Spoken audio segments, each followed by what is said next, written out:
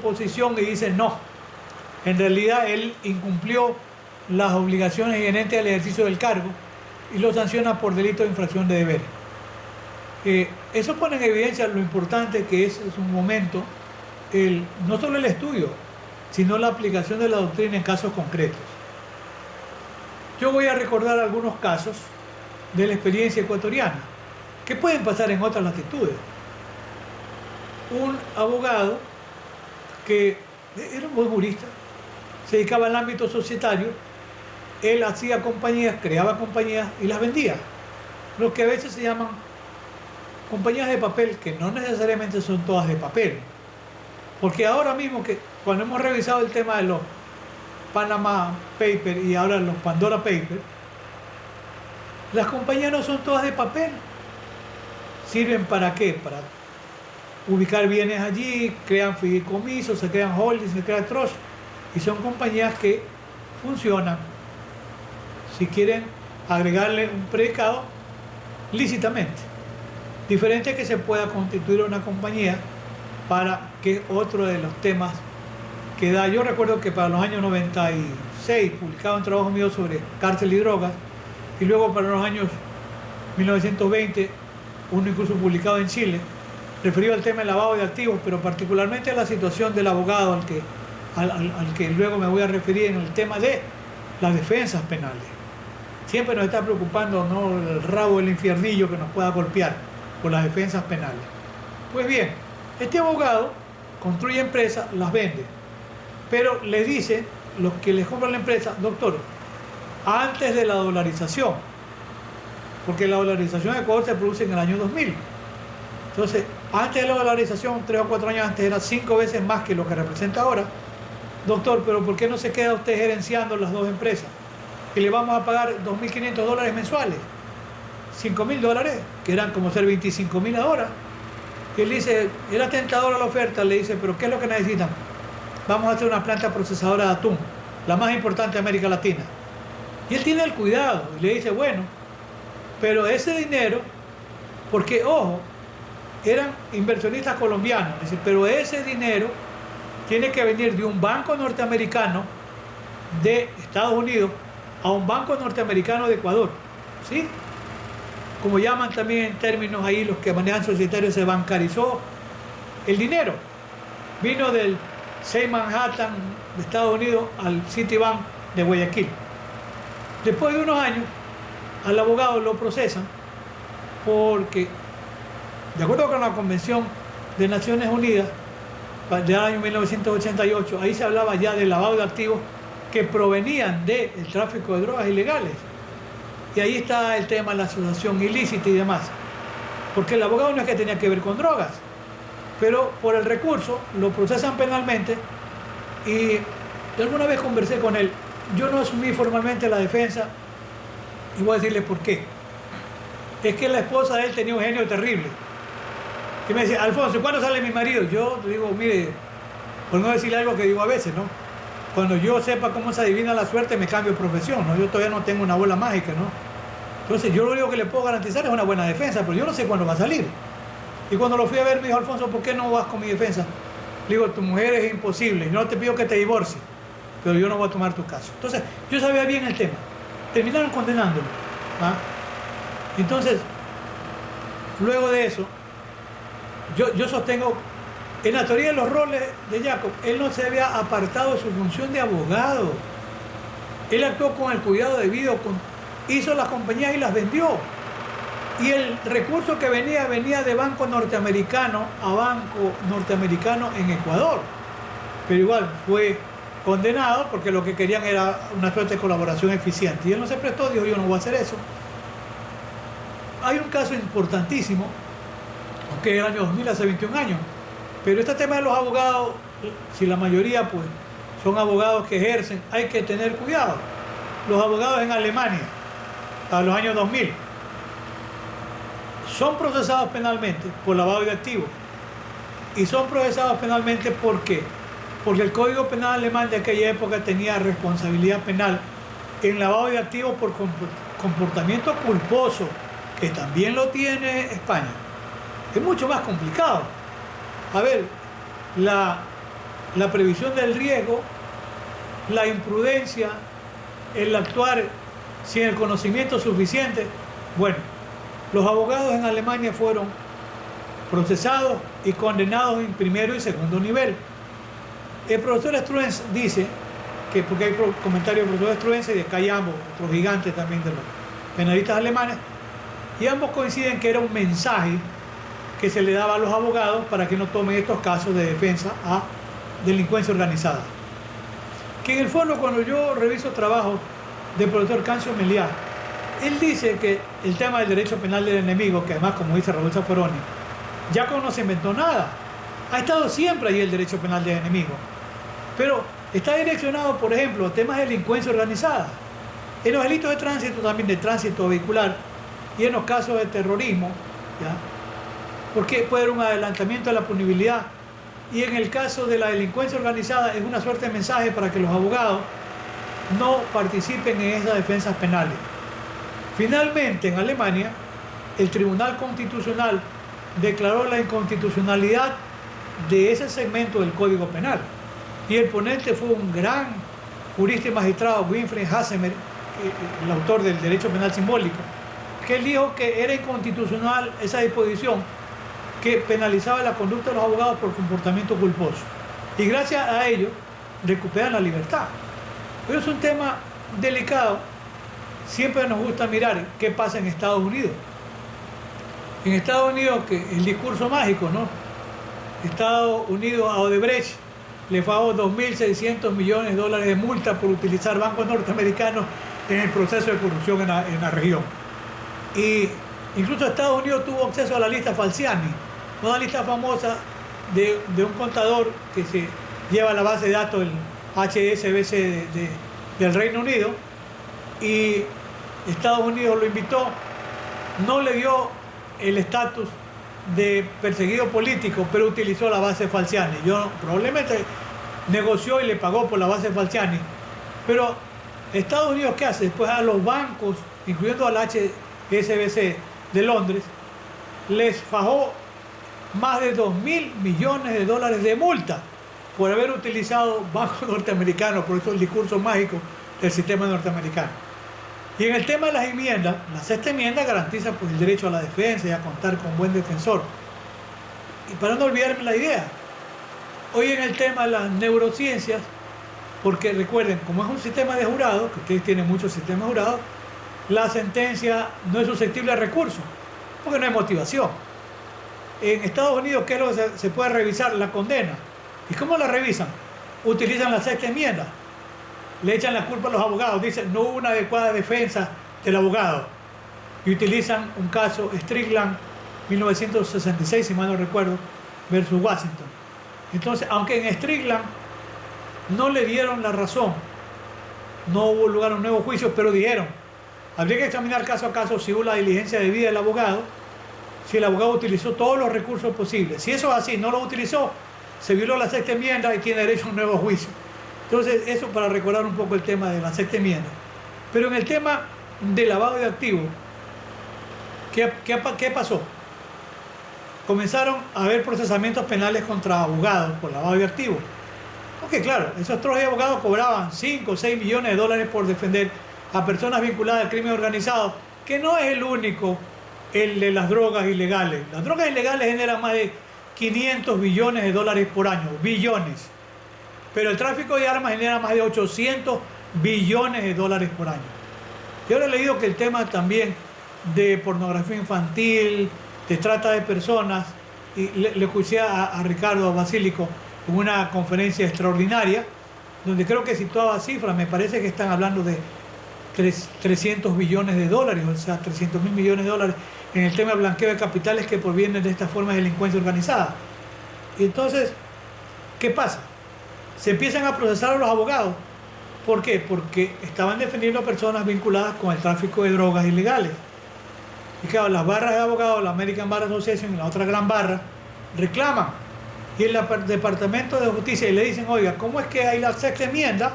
Este es el país de la democracia y están persiguiendo a los abogados. ¿En qué quedamos? ¿Hay o no derecho a la defensa? Entonces, el Departamento de Justicia llegó a la determinación de que no debían procesarse penalmente a los abogados. Es un caso Monsanto, que recuerdo el momento, y otro más que están por allí. Pero el discurso mágico del sistema norteamericano, ¿cómo resuelven? Dicen, a ver, es verdad que la sexta enmienda garantiza el derecho a la defensa, pero no garantiza a que el abogado reciba un recurso que tiene origen ilícito. Entonces, hace bien el Estado en incautar el dinero. Y ustedes, señores abogados, defiendan gratis, defiendan pro bono, hagan patria. Pero ustedes no se pueden beneficiar de un recurso que tiene origen ilícito. Entonces, hay otros casos después, pero que no llegaron. Estos dos casos llegaron a la Suprema Corte de Estados Unidos y dijeron, el hecho de la incautación del dinero no significa que se esté violando la sexta enmienda. Por eso digo, tiene ese discurso mágico el sistema norteamericano, pero hay otros casos donde han resuelto tribunales inferiores que debe respetarse la sexta enmienda y no han tocado los honorarios del abogado. En el caso del Chapo Guzmán, hasta donde yo recuerde, había consultas al Departamento de Justicia para el tema de cobro honorario. No sé cómo hayan terminado el asunto, pero no es tan sencillo. Entonces, este es un mensaje que se le da al abogado. Para retrotraer la idea, en el pensamiento de Jacob no se habría apartado su rol el abogado. Yo diría, en nuestra latitud, yo diría, bueno, la Constitución nuestra, la de usted, garantiza la inviolabilidad del derecho a la defensa, ¿verdad? Claro, a contar con el mejor abogado y a poderle pagar lo que sea justo. El Pacto de San José, el artículo 8, numeral 2, también garantiza la inviolabilidad del derecho a la defensa. Es decir, yo construyo, porque es un tema que a mí también me ha preocupado, más allá de que por mi edad yo podría ir a arresto domiciliario, nada más por ahora, o sea, es bueno, si es que se deciden a tocarme, ¿no? Pero, no, ojalá que no pase igual. Pero el abogado para mí tiene la garantía constitucional de la inviolabilidad del derecho a la defensa, el derecho a ejercer la profesión y el cliente a tener la mejor defensa posible. Pero es que ese es un tema no solo que va con el abogado. ¿Qué pasa con el médico? El médico que recibe a la novia de una persona vinculada con el tráfico de drogas, acá le decimos para que le haga un muñequeo, ¿verdad? La deje como nueva, pero le dice, vea, tengo un poco de pacientes en espera. Vea, no, yo necesito que a mi novia porque me voy a las Bahamas, me la deja el pelo, doctor. Pero tengo pacientes, doctor, $50,000 en efectivo. Yo no quiero que usted me dé un recibo honorario. Lo va a tener suave, aquí está. Pero deje los demás pacientes. El médico debiera presumir razonablemente que tiene un origen ilícito, no lo sé. Podría ser que sí, pero está actuando como médico y está recibiendo un pago justo. Lo mismo podría pasar con un contador o cuando se da asesoría. El tema con los abogados se vuelve un poco complicado, no solo por el tema de constituir empresas, no solo por el tema de la defensa, por el tema de la asesoría. ¿Qué pasaría si al abogado le dicen, vea doctor, yo tengo aquí $10 millones en efectivo? Quiero que me ayude, no le va a decir a blanquearlos, quiero que me ayude a invertirlos. Aquí hay buenos negocios, mire, importación de vehículos, farmacias. Yo hace muchos años, yo que decía, bueno, el lavado de activos no es malo. Yo decía, ¿por qué? Porque se puede conseguir medicina barata, como hacía el cartel de Cali, con las tiendas, ¿verdad? La farmacia famosa de la rebaja.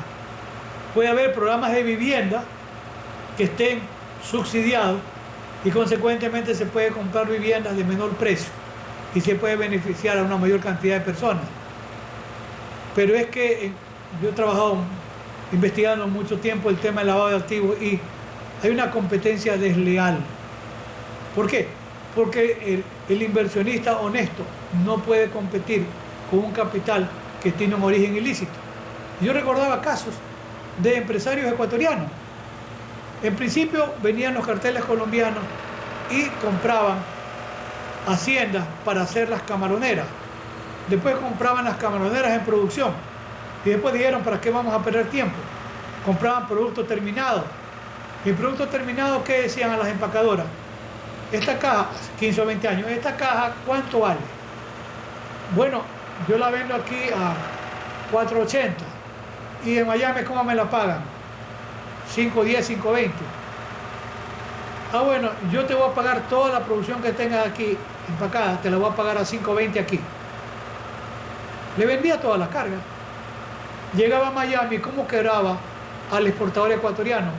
Vendía el camarón a 4.50. Claro, porque el camarón estaba, como yo digo, narco subsidiado. Entonces hay una competencia desleal, rompe la economía del comerciante honesto, más allá de que siga siendo un gran negocio el tema del lavado. En un caso real, una señora que es la enfermera jefe, es una defensa de esas defensas pro bono que yo hago, o esa en mi oficina, que son interesantes porque uno le pone todo el alma, vida y corazón a esa defensa de personas que no tienen cómo pagar un recurso. Y esta señora jefe de enfermera, el jefe de la unidad le dice, usted encárguese de administrar el contrato.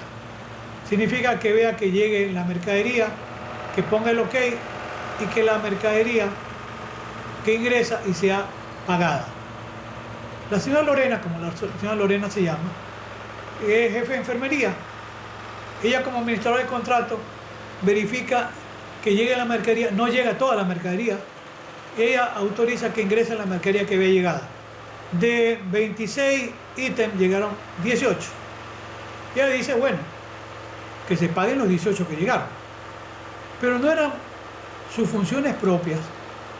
Primero, estar en el ámbito de la comisión de adjudicación, porque luego se ha dicho que había productos más baratos en el mercado.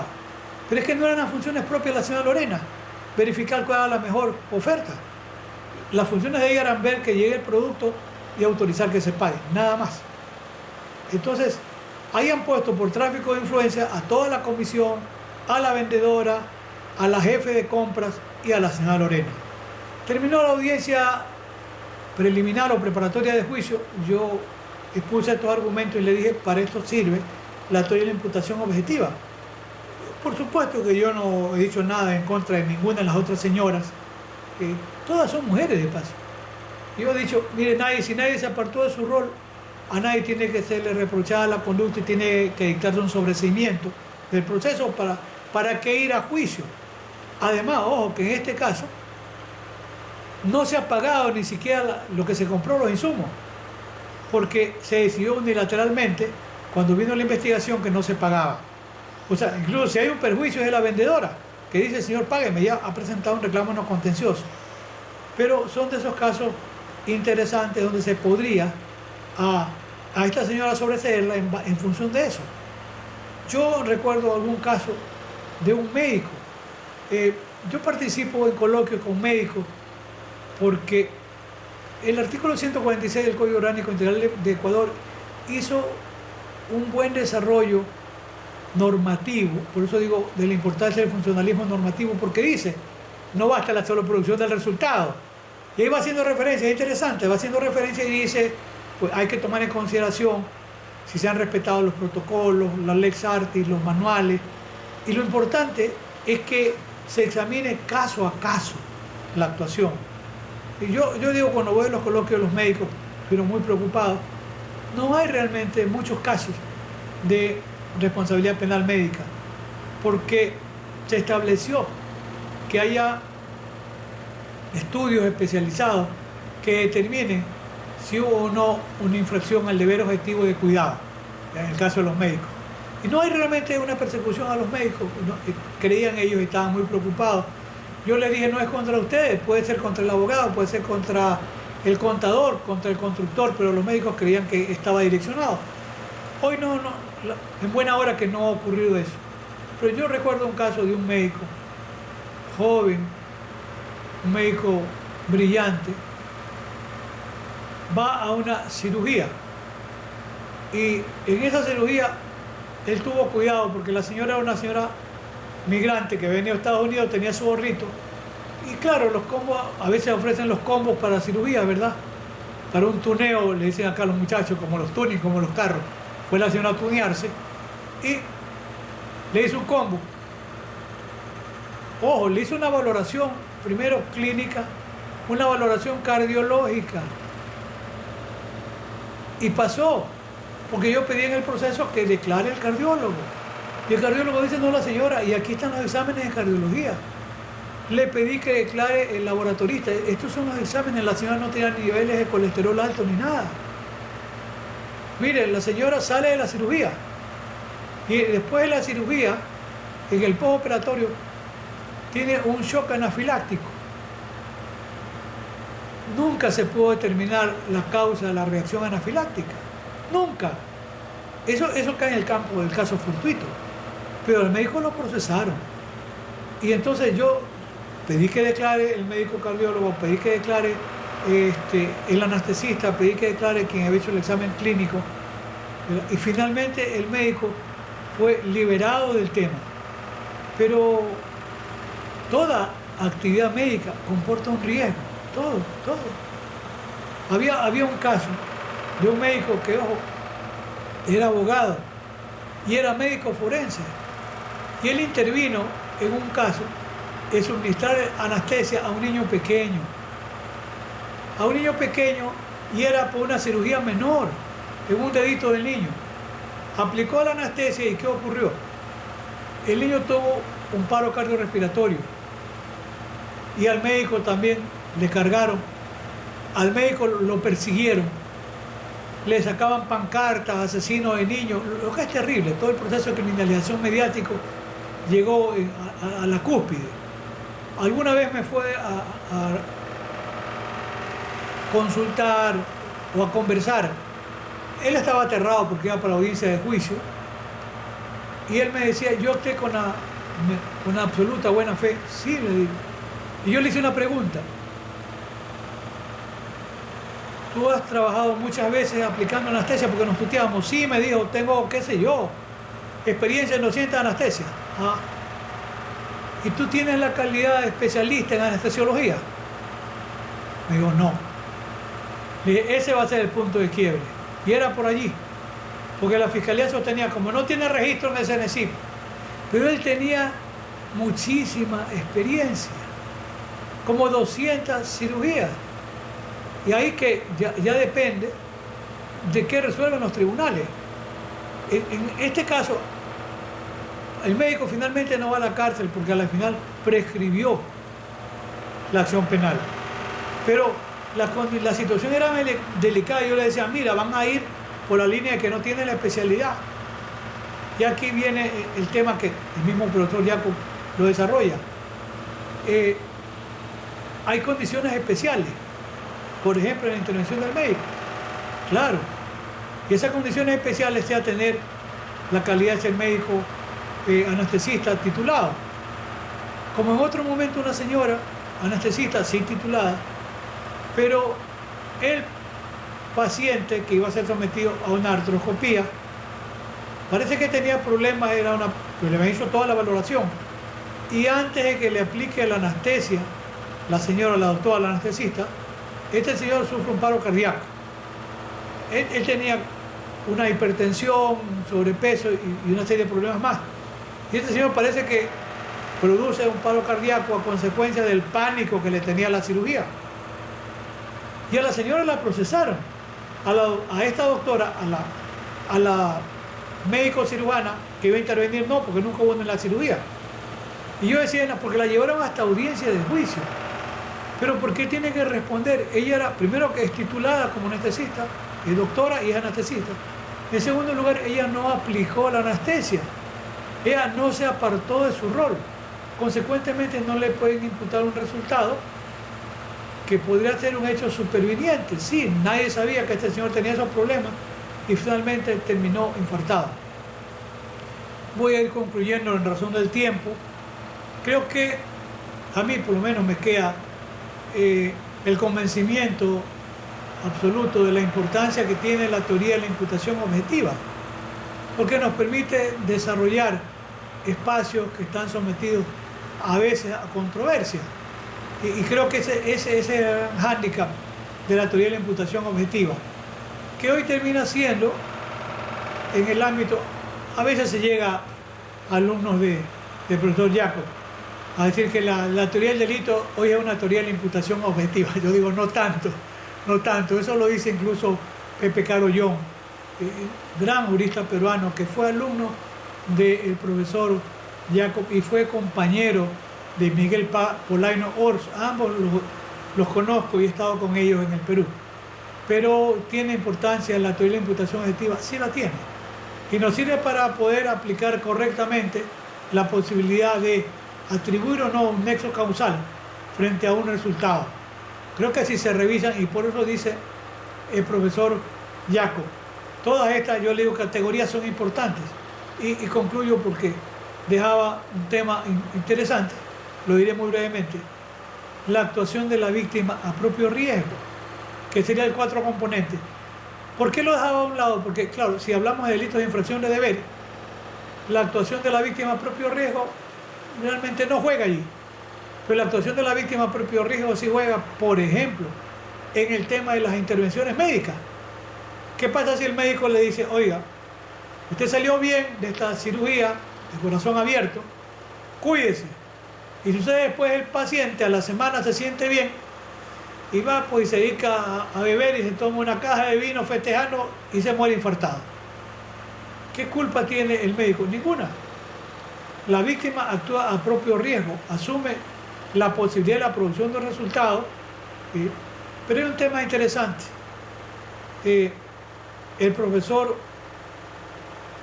Diego Luzón Peña se aparta un poco de la posición de su maestro, el profesor Roxin, en el tema de la llamada heteropuesta en peligro.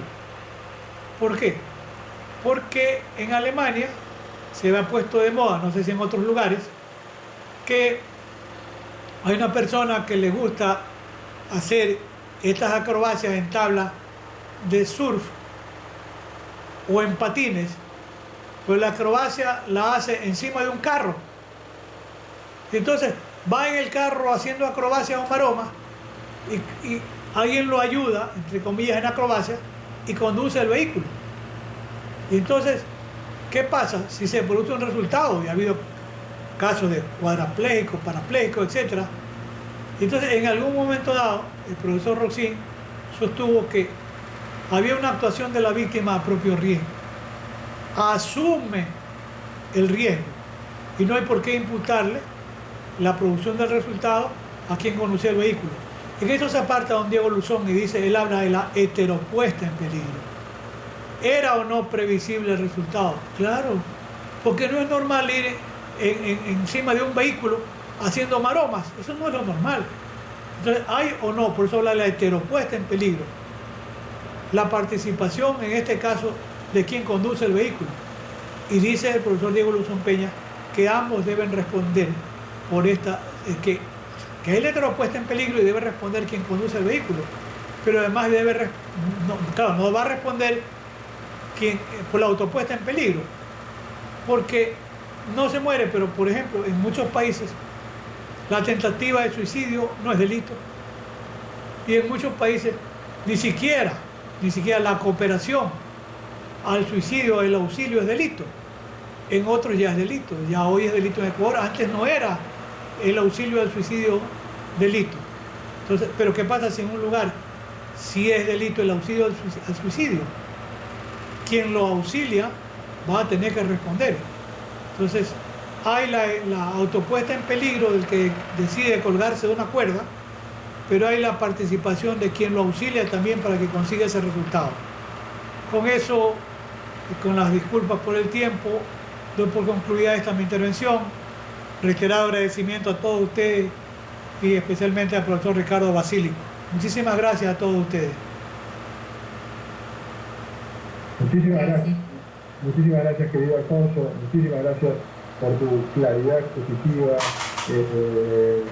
tu conferencia amena, agradable y con ejemplos realmente absolutamente entendibles en todas las áreas.